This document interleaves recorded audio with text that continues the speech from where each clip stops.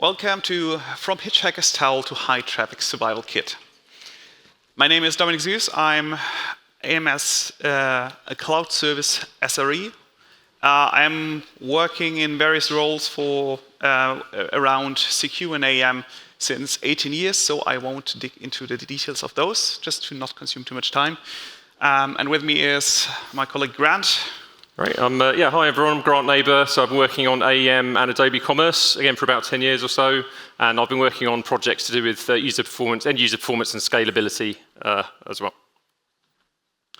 So our talk has a very specific problem space that you all might be very aware of. It's basically it works on my dev box against why is production on fire? And this is mostly about, on the one hand, having controlled environments against what you will be facing when your instance and your software hits real-world scale. And just as an analogy for what we have in our talk, just as seasoned travelers pack a towel, AEM teams must pack scalability strategies. And for that, Grant will go into various problems first and dig into those ones. But at that point, I'll hand over to Grant to tell you more about it. Great, thanks Dominic. So also just to point out, we've got two really exciting quiz questions throughout the session as well, where you can win some Adobe prizes. So we've got a hat and a jumper to win. So pay attention, it's all down to some multiple choice quiz questions after a while. Okay, so problem one we get from customers is they're in turn their customers are saying, right, my site's really slow, I don't understand it. When I was in development phase, everything was working really well, nothing was slow, what's happened since? So basically when we deliver a site, an out-of-the-box AEM as a cloud service environment, we've got Fastly CDN, but most of the content there is going to be uncached. So by default, we set some default cache control headers, so some content's going to be cached, but the majority you'll find when you check your passes, hits, and misses, it's going to be passes mostly that you're going to be seeing. So just to show a very sort of helicopter view why that's a problem. So let's take for example, we've got our site visitor here in Australia. And we've got the origin, AEM as a cloud service origin on Kubernetes in the UK. So that site visitor in Australia, it's going to have to go through our Fastly CDN. It's going to detect that it's a pass because there's no cache control header set. It's then going to go through Kubernetes ingress. It's going to get directed to a pod that's got the dispatcher. And then in the dispatcher, it's going to check, is it actually cached in there? No, it's not going to be. So then it's going to go on to the publisher.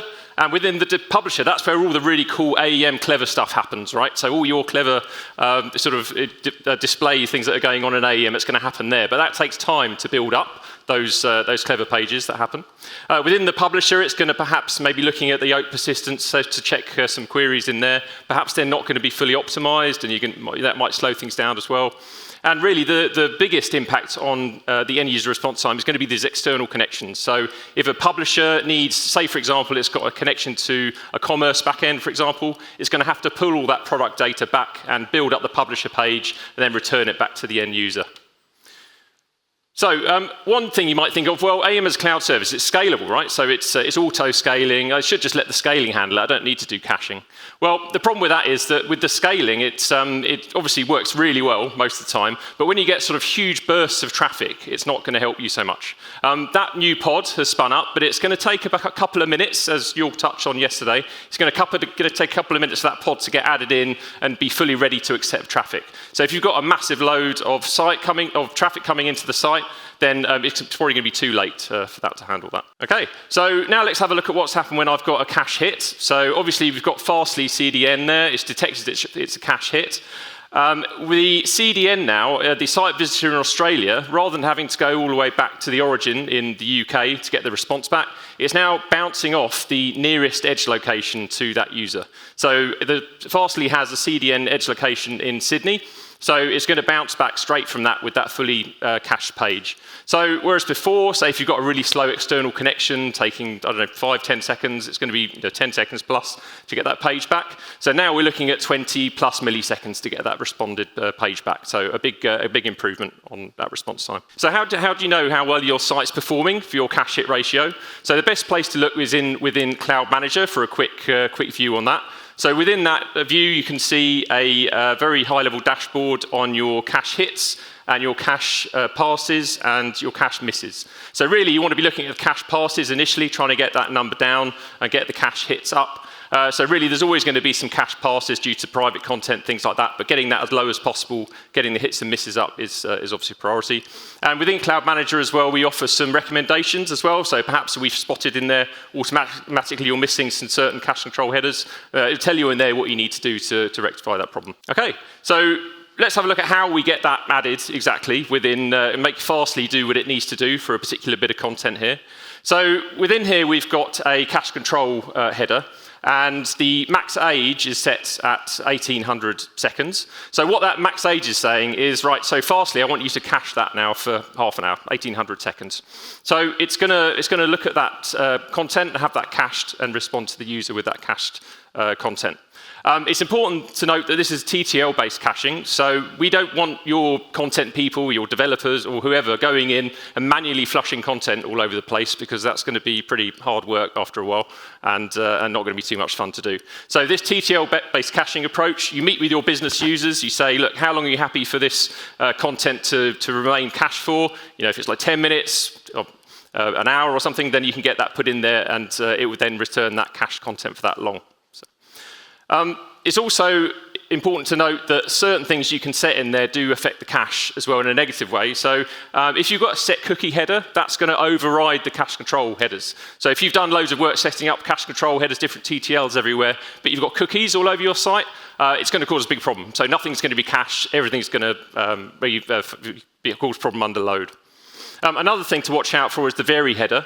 So that basically tells Fastly if something's different with this request, then serve up an uncached response to it.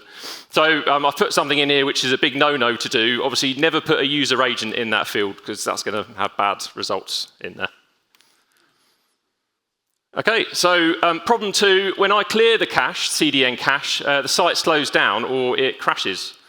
So what can happen is, obviously, that TTL is always going to expire at some point, right? So at the end of that expiration time, it's going to have to go back to the origin. Whichever user has hit that expired content, it's going to have to pull back that latest fresh content of that content up again. So a way to avoid the impact of this is to use a stale while revalidate header. What this means is, instead of before, we can see here, you've got multiple people requesting through Fastly, and then it goes through to AEM, and you've got multiple responses coming back. So let's just say this isn't uncached, so you're getting like a pass on this. So multiple requests coming back to the user. So instead what I do, I'll put in the stale while revalidate. So what Fastly is going to do now is that first user, after the TTL has expired, is actually going to trigger an origin refresh of the content. But that first user is not going to have to wait for the latest content to come back. It's going to immediately get sent back to them the last version of the page that was there. And also, because I've got the max age header set as well, this prevents against cache stampeding, which means each of those users then get in a queue, and only the first user is actually waiting for, or is actually triggered that response to the origin to come back. So as long as the page is fully cacheable, say you've got a really high traffic news site and it's like one page that has thousands and thousands of hits every minute or so, then it means that that's only going to be one request going back, and then all those multiple users see that latest version. Okay, so problem 3, external connections impacting AEM.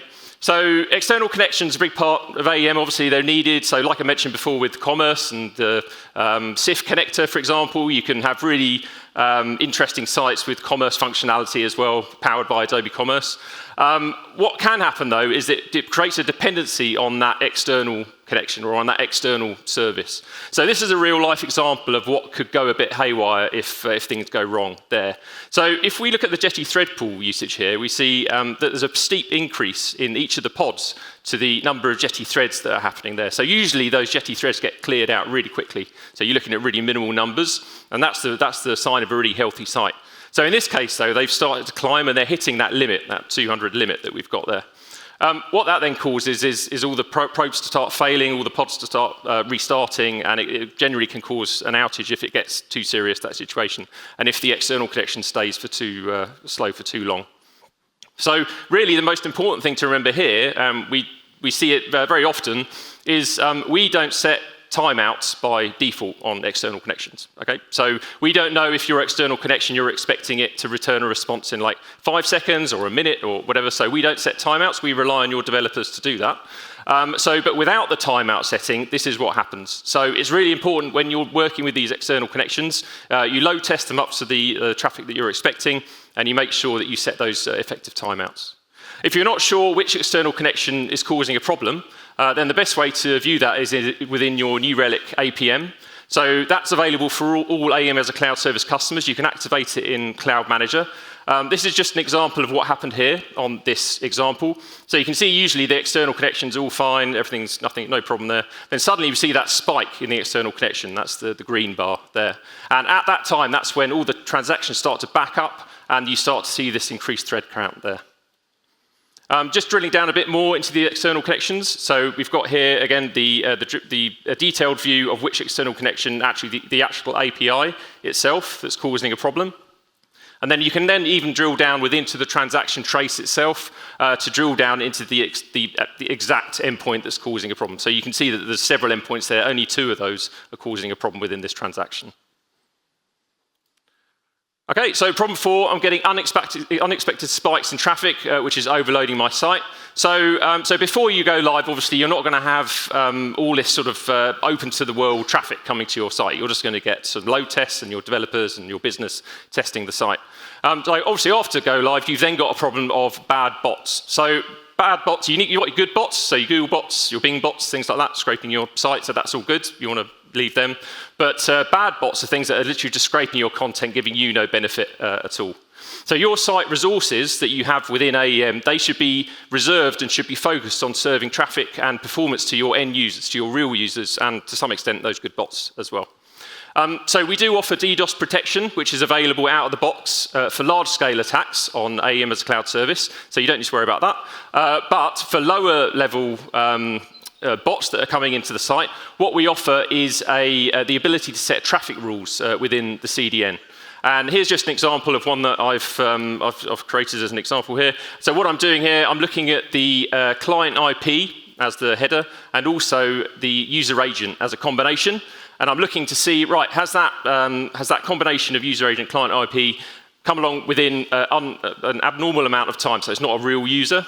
So here it's 100 requests within a 10-second window, and has it gone to the origin? And then if it has, I'm going to detect that's a bad bot, so I'm going to block it. So I'm going to stop that causing any damage or impact to my site. And this all happens automatically within this session. Okay, so problem 5, tracking parameters. So when you go live, you've obviously spent all that effort making the site, all that investment with developers and making it all work really well. And your marketing team's going to be really excited that they've got this new flashy site. So they're going to get really excited too, and they're going to get some big budgets to spend on pay-per-click campaigns. So when all those big budgets start getting spent, you're also going to start getting a huge amount of traffic from links coming into the site like this. And what happens with these pay-per-click campaigns, it's going to add on a tracking parameter at the end of the URL. So what this has the effect of doing is it turns this URL into a cache-busting URL, and that then can have the effect I mentioned before of overloading the server. So out of the box, we do already whitelist or sort of ignore some of these parameters for the purpose of caching. So like G-cleared, FB cleared as well, so they're automatically ignored. But there's loads and loads of pay-per-click providers out there. And what you're going to need to do is work with your marketing teams to identify what those tracking parameters are. I've just put a snippet in here of, again, another CDN rule that can help ignore those parameters for the purpose of caching. There's 2 options. You can either unset all parameters that are coming in to the site, or you can identify the parameters you use, perhaps like for dynamic content, and just ignore those ones and then ignore everything else. And this is a good way just to see if it is a problem. So go within your analytics program, you'll see like one of the responses there of a combination of a page and a source medium has an unusually long response time compared to everything else. Okay, so now it's time for quiz question 1 for our Adobe hat. So what we'll do is first person to put their hand up with the correct answer, obviously, wins the hat. So my colleague Dominik's going to watch to see whose hand goes up first. Okay, so you get an AEM site hosting a breaking news page. You want your users to get an instant response at cache while only one origin fetch happens in the background. Which header setup would you use? Well done, that one, yeah. Yep, it is. Yep. Okay. Want a hat? Good. Okay, let's step a bit back from those concrete aspects, but rather look into this on a more generic level on how you can prevent these things, and you basically don't have to react to those aspects, but prepare yourself. So first of all, there's one kind of mindset shift that we would want to happen where it has happened not. And this is basically on the testing side. Instead of testing, will it handle our projected traffic, to the point of where you're testing for where will it break and how will it break. And by breaking, I don't mean you want to go to the point where the site falls over completely, but where you start to see a system degradation. So you see basically the system to severely slow down and start to see effects that are not as expected. So this is a shift from load testing, where you project a certain load, to stress testing and put a certain amount of stress on the system and increase it until you see certain effects. Because every system at a certain point will show some kind of limits. Those are the boundaries of your system, and identifying those boundaries where you have them saves you the pain later, because you can then cross-check when you are getting close to the boundaries and start to redesign and change behavior before you actually hit those boundaries. We also have to talk about the non-functional testing scope. So functionality, we are all aware, we want to make sure everything is working and does what it is supposed to do, but to make sure that it behaves on the non-functional side, so timings and so on in a reasonable level, you want to make sure that you are hitting it in your tests with something that's matching production as close as possible. And this means you cannot just test out publishers by hitting it with traffic. Because if you have properly followed the guidance and have set up caching properly, you will test the CDN and not the effects that you will have when stuff is being invalidated and so on. So therefore, what you want to include in your test is concurrent editorial activity. This specifically for something that I often see completely being forgotten is test your authors and check that those ones behave well. Otherwise, you won't have happy editors. Make sure that you have a reasonable replication load and also burst replication load, because those are often the cases where we see customers complaining about stuff, because then you have constant ongoing invalidation happening. And also consider things like background jobs. This is very often overseen. This you have maybe once a week you are importing some data from some kind of backend and starting to pull that in. And during that time you have a severe degradation of the system. And this is what you want to have at the time, because those are the kind of tipping points where your system can fall over, because background jobs can severely lower the available resources. Those are the combined load effects that you are looking for, and you want to identify ahead of time and incorporate them into your load tests and stress tests. When you analyze those tests, also consider to really segment or identify the various phases where you say this is the time when replication took place, this is the time when a certain job was running, and segment those and analyze by that. Because just looking at the average for everything is not helping you at all.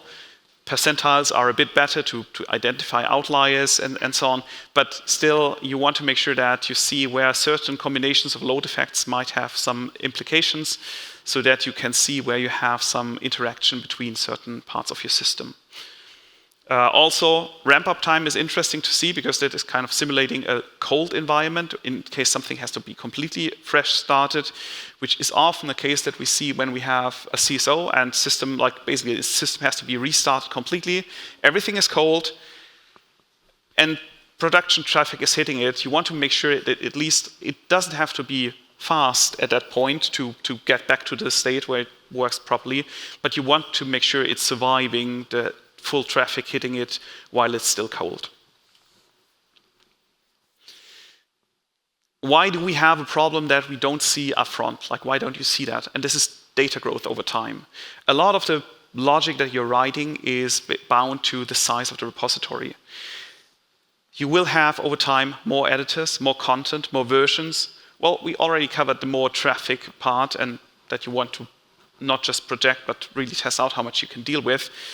But just because of the size of the repository growing, assets, asset metadata, whatever you have there, certain queries, certain traversals, and so on will take severely longer and consume more memory, consume more CPU, and therefore lead to slower response times. And those can start to accumulate over time and will require to adjust your system.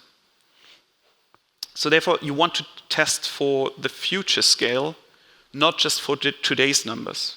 So make sure that you always have tests that are projecting what kind of load or data footprint you will have in half a year, in a year from now, and later on cross-check if those assumptions were true and adjust your tests and retest.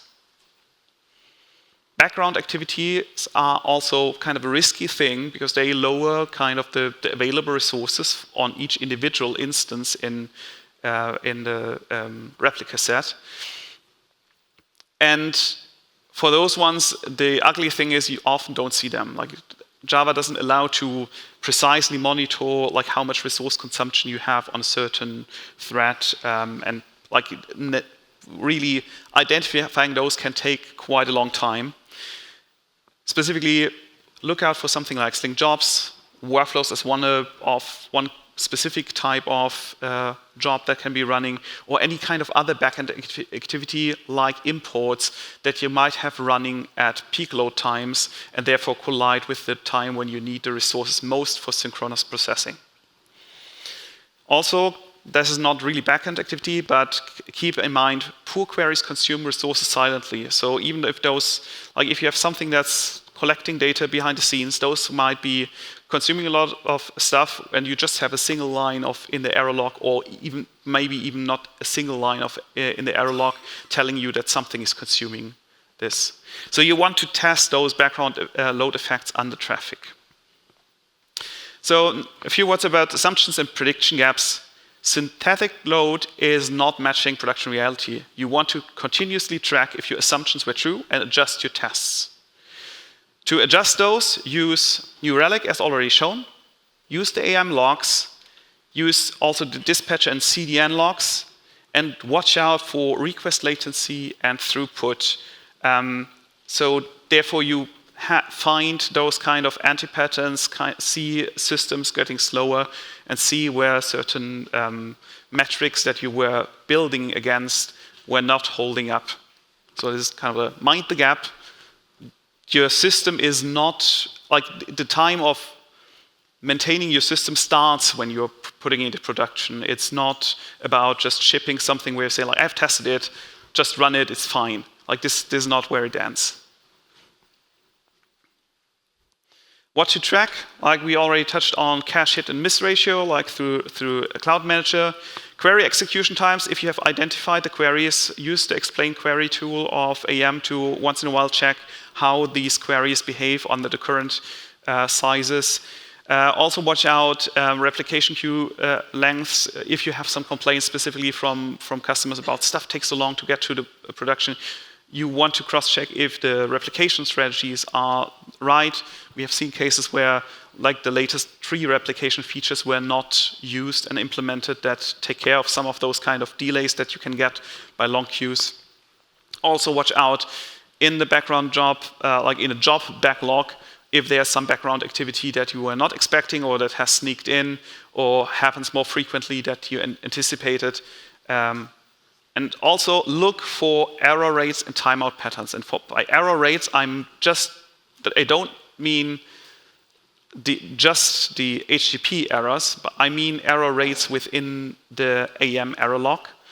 Because what we often see is that in CSOs, we start to look into, so critical system outages, we look into the logs to identify what's going wrong. And then we have hundreds of errors in there, where 90% of those are totally unrelated and are just kind of like errors in the application code that have no real functional impact, but really create those red herrings that we follow and spend a lot of time to figure out where the actual problem is. And this is really, please make sure that you maintain your system and watch out for those kinds of, and eliminate them as soon as you see them. Guardrails for scaling. Now we're getting kind of to closing all of that down, like what you can do about that. So you should plan for scale from day one and treat caching as a first-class concern. Always look out for combined load effects. Use the editorial and user load, like end user load in parallel. Monitor the production conditions or track those various variables to make sure that your tests are matching up with reality, and retest. Don't just leave it with the tests that you have done before the go live. Optimize indexes and queries as the repo grows, because querying strategies and how a proper index is being configured might change over time just on the size footprint that you have there. And certain combinations, like you might at some point use dedicated indexes for specific activities that were running with the out-of-the-box indexes initially just fine. Key takeaways. Scaling issues are compound effects. Like you don't have just this single effect on your system, and you want to make sure that you test for those combined effects, because you will never have single causes for problems. The earlier you find boundaries, the cheaper it will be to fix. Because if you have an outage and you need to fix it, the solution is just the one that is being implemented the fastest, not the one that's the best for the system. And you know, like stopgap solutions, those are the longest lasting solutions that we'll have in the system, so you in the end up with a patched system that nobody wants to maintain. And tracking can be your early warning system. So if you continuously look out for certain statistics and numbers and match them with your expectations, you will identify where you have misassumed something, where you want to adjust your strategy and adjust the architecture in time, so you have the time to fix it before you hit an actual outage. Okay, so thanks, Dominik. So now it's question 2 for the star prize of the Adobe jumper. So Dominik's going to see who's got the hand up first again for this one. So you've got an email newsletter being sent to 1 million recipients, and you're sending them all in one batch. Not a good idea, but that's what's happening. A unique tracking parameter is added to links back to your AEM site.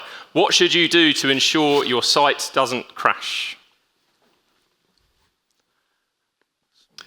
In the back there, like with the white shirt. Yep. So by using those CDN rules, we're ignoring all the query parameters by default, and then only letting through those that are required for dynamic content. So all of those newsletter clicks coming in, hundreds of thousands on them, all at the same time, are all going to get served from the cache. So just to close down on this talk, like we just combined a towel checklist about stuff that, if you leave this talk and just have kind of this checklist kind of incorporated somehow into your project plans and your kind of like definitions of done, we would have already achieved a lot for us to not having to have individual conversations each of the time a system is crashing. And this is, make sure that you have short-lived TTL-based caches. Even if like customers insist on it needs to be as fresh as possible, at least a few seconds, just to make sure that you're protected against this burst load going through. Consider the impact of external connections. Whatever external system you're integrating, consider this one might be extremely slow and start to pile up. Make sure you integrate some kind of circuit breakers, timeouts, like make the system, even if this is behaving slow, that this handles this scenario well. stress test for failure points, and failure points not breaking, it's about any kind of sign of the system starting to behave weirdly, slowly. Include editorial activity in your load tests, watch out for background jobs, and tune your indexes and queries regularly. And not to forget, track your system. Compare your predictions against the reality. And with that, we are just on time and can take questions.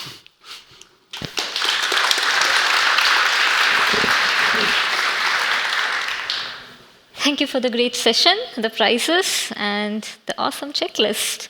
So you have a great ground crew answering a lot of your questions, so not a lot are left unanswered. So one is, if you have any testing tool recommendations to simulate AEM activity? Well, there are a handful of solutions out there. Like I know that internally for the testing that we are doing, just if talking about frameworks to use, there's like we're currently using Locust a lot as framework for those ones. We try to separate out functional testing and load testing because they're totally different categories, and like it's always kind of like talking to like I had multiple conversations with managers that we want to keep that one separated because creating heavy load is a totally different activity than testing out for functionality. Yeah. Maybe one more. Are you planning to provide any more mature observability tools like configurable alerts? So we use, we've got our own alerts, obviously, the ability to synthetics that we use to monitor the site, and we use obviously Grafana, Thanos, all the sort of standard sort of packages there for analytics. So I don't know, is there plans to open up the? We've got open telemetry projects in progress. I think I don't know if Dominik, you've been working on it a bit more recently. Yeah. So I guess what we can share at that point is like we are looking into what can be opened up and what can be consumed externally. There is kind of a challenge. Like we have New Relic, and we have also a way to like open up New Relic for external customers, like to integrate it into their own New Relic account, if I recall right. This forwarding. I think they can set up their. So if you say you've got Dynatrace, for example, or some other APM system, in the future it's going to be possible perhaps to with OpenTelemetry to get that sort of plugged in. Yeah. So just to make you aware why this is so tricky, and like we had this kind of question last year, and why it is tricky is. One thing that Mike was a colleague of us was sharing with me is there's a big problem if we want to plug in multiple things at the same time. And the one thing that we can't do is make us blind for the sake of having the data. And this is kind of where the challenge is, because if we start to activate multiple things in parallel, they might have weird interactions and start to actually negatively affect the system. That's why we cannot promise something. We're testing out stuff. We are continuously looking into those things. But at the moment, the only thing that we can recommend is using New Relic. Perfect. Thank you again. Right, and thanks. once more, a huge round of applause for Dominik and George.